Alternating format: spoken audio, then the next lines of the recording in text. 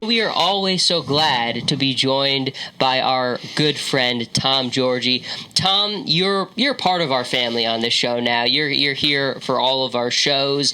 It always brings a massive smile on my face to see you and have you with us. So once again, thanks for coming down and continuing to be a part of this. Again, thanks for having me. It's great to be a member of this family. Now, Tom, it's really, we just had a great interview with Randy Jurgensen, which you just listened into part of, and, to me, it really struck me how much, hearing his kind of perspective from serving in the Korean War and then being a detective in the city during the Vietnam War and the mayhem he saw, and he talked about how deeply it troubled him to see the way that our Vietnam vets got treated when they came back.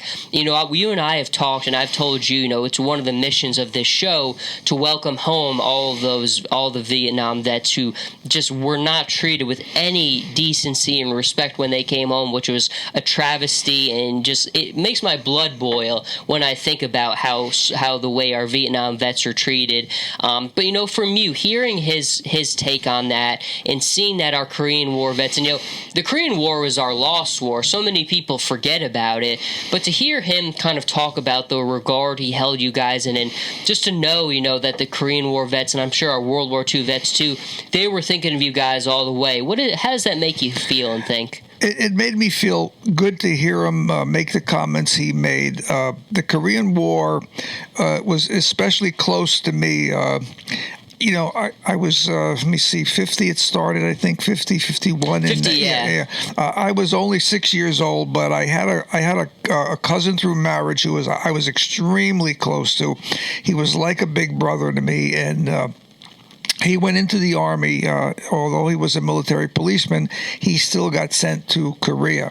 So the Korean War, although I know it was right after World War II, nobody really wanted this war as I remembered it. It was going, oh my God, not another war. Oh, Korea, what are we doing there? Where is this place? Blah, blah, blah.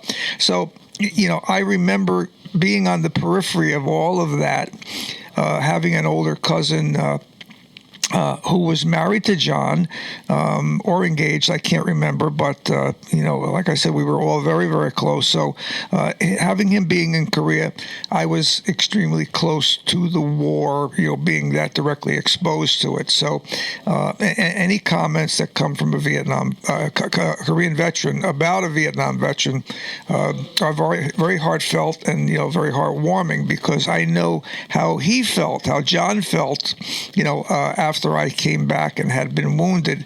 I could see how upset he was that his little brother had gotten hurt as badly, as I did. So, the Korean War, it wasn't like the Vietnam War veteran where they disliked the Korean.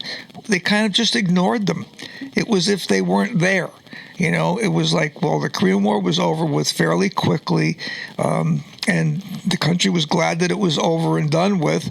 And like I said, it's been called a forgotten war, and that's what it was. It was just like America just wanted to forget about it as quickly as possible, and didn't even want to pay attention to the sacrifices that those men made, just like anybody that goes into combat.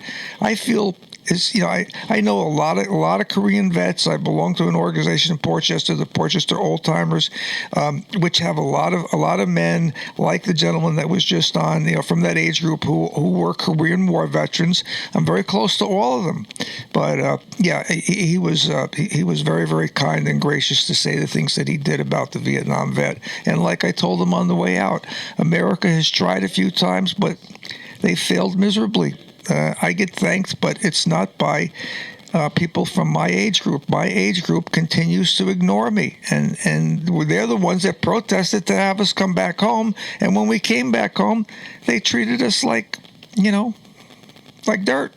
I can never understand that, but anyway. I can't either, and and that's what the only thing that I guess and I hope is a positive is that people who I think in my generation have tried to make that, to bridge that gap and show you guys the respect that you deserve. And, it ties into one of those things where I just think people take for granted so much what our Vietnam vets did. And you guys, I think every generation who serves their country in a time of war is the best of their generation. The World War II guys who served during that, they were the best of their generation. The Vietnam War vets like yourself, you were the best of your generation. And anyone who says otherwise, they just don't get it. And if they never do, that's their problem, because we've got guys like you who are the epitome of what it means to be an American, and I can't thank you enough for ever always coming on, and I learn from people like you, and I never take it for granted. Well, thank you. I remember when the turnaround happened. It was during the Persian Gulf War. I could remember when they said, well, not a yellow ribbon, I think it was a blue ribbon. Let's tie a blue ribbon around trees, to welcome home the Persian Gulf War vet, and that war was over fairly quickly, thank God. But that's when people started to thank war veterans, for their service.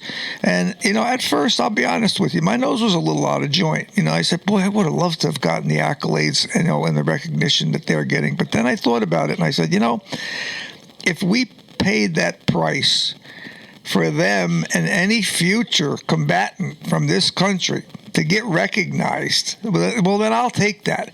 Because any country that makes an army march off to war, you've got to let them march home again. You have to give them that. I mean, they go off and they experience horrible, horrible things.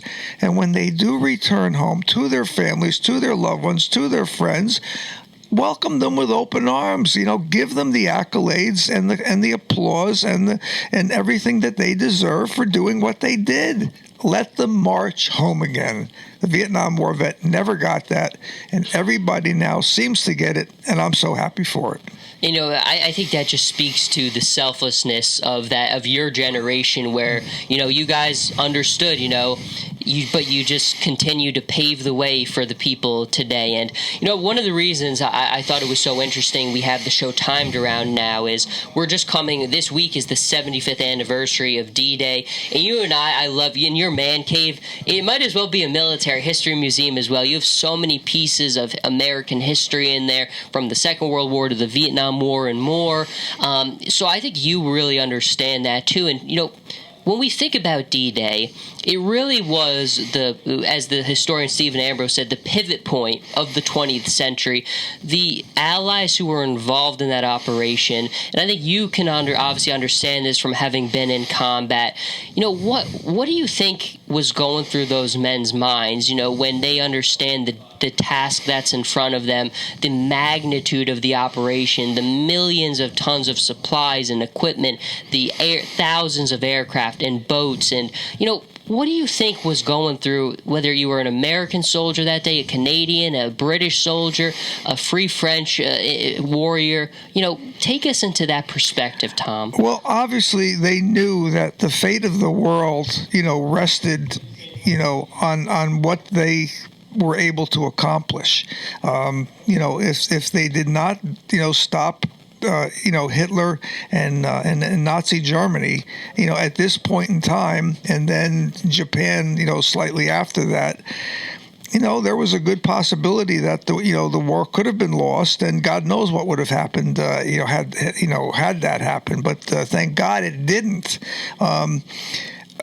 When we talk about D-Day, you just mentioned that. I've been thinking about it a lot lately. I mean, some of my favorite movie is Saving Private Ryan. I mean, that opening scene was just, those poor men. I mean, young boys, 18 years old, so many of them that never got off those first landing crafts. I mean, they just went into withering machine gun fire. It was just absolutely unbelievable. But we've all heard the numbers. 58,000 killed in the Vietnam War, X amount killed in this war, X amount killed in that war. Until you see it with your own eyes, go online and search World War II American cemeteries and just look at the rows and rows and rows and rows and rows of white marble headstones, white crosses, Star of Davids, etc., etc. Take a tour of Arlington Cemetery and just see fields and fields and fields and fields and fields of nothing but white headstones.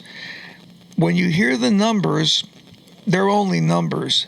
But when you see those headstones where every one represents a human life, an American life, and everything, they all had one thing in common. They all had a mother and a father. Some didn't have brothers, some didn't have sisters, but they all had a mother and a father. And one of the most gut-wrenching days of my life, probably worse than the day I got wounded, was the day I left for Vietnam, when I said goodbye to my mother and father. And every one of those headstones that we see, everybody that's resting there at some point said goodbye to their mom and dad and went off, never knowing whether they would see them again. That's the thought I carried out the back door that day. Am I ever going to see my mother and father again? And when I see those rows and rows and rows and rows and rows of headstones, it just brings it all into focus. How many people paid the price for freedom in World War II, and before that, World War I, where even more people were lost. And then, like the gentleman before us, Korea, and then Vietnam, and then all the wars leading up to Afghanistan and Iraq. So many people have come home in flag drapes, American caskets, but they're all willing to do it so that we can live the life we live. And people should never forget that. Never forget it and never take it for granted. You know, I think, Tom, I think this really speaks so much to what you're just talking about. One of the leading waves on Omaha Beach contained a company with about upwards of 30 men from a small town in Virginia, Bedford, Virginia. In 1944, the town had about a population of about 3,000. 19 men from Bedford died in one of the leading waves on Omaha Beach. Devastated the community. It was the out of the entire world, no community, no allied nation, everywhere in the world, no community lost more men per capita that day than the small town of Bedford, Virginia. 19 men from Bedford on the leading wave on Omaha Beach killed. And I think that says it all about what you were just talking about. Communities, lives changed forever. These men going forward and doing their duty together, standing together for that flag, for all of us, creating a world, saving our world, things that we can never, ever forget. And Tom, speaking here with you, you've seen it firsthand with the people you've served beside. And, you know, I think when you talk about your family, that says it all, too. And I remember the first time we talked, when you talked about when you were wounded and recovering, one of the things you were so worried about was when your mom got the phone call. You were so worried.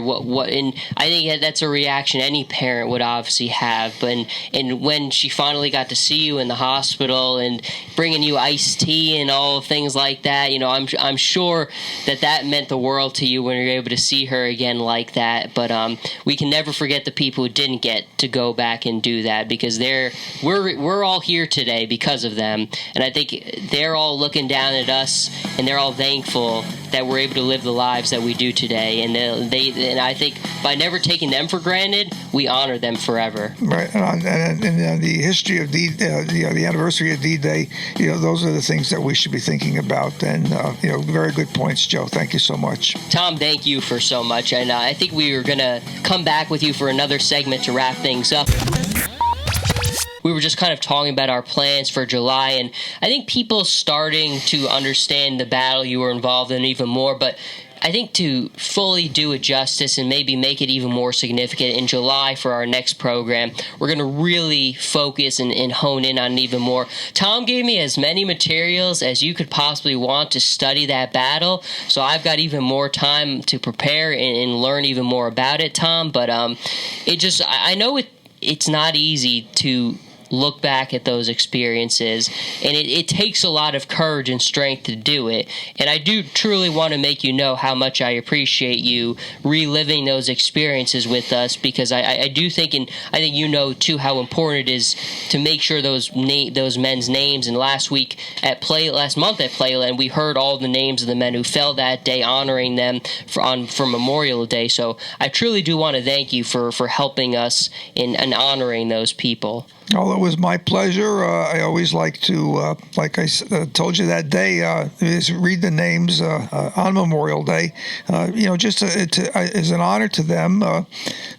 So many of them died trying to come and extract us, from the battle site that day, and a lot died. As we made the initial contact, early in the day. But, it makes me feel good to read their names and let people know that, they ranged in age from 18 to 40 something from all over the country. And that's how the Vietnam War was. Everybody served from all parts of the country and all different age groups. And unfortunately, we lost 58,000. But it was nice to be able to read their names that day. Thank you so much. Tom, thank you. And for anyone who didn't get a chance to listen to that interview from last week, you definitely need to go and check it out, because you really, when you hear Tom read the names where all these different men were from, and how on that pivotal day they all were by each other's sides, boys from all different parts of the country together in that moment, it says it all. And I think, Tom, you did it beautifully, and we're going to dive into it even more next month. Thank you for coming on today, and I was really excited to talk about D-Day with you a little bit, because, I think you and I, being big military history buffs, we truly have an appreciation for those men, and 75 years later, we will never forget them in the way they saved our world. Tom, thank you for being a part of the show today. Really excited for what we've got planned next month. Always a pleasure. Looking forward to it. Thank you, Joe.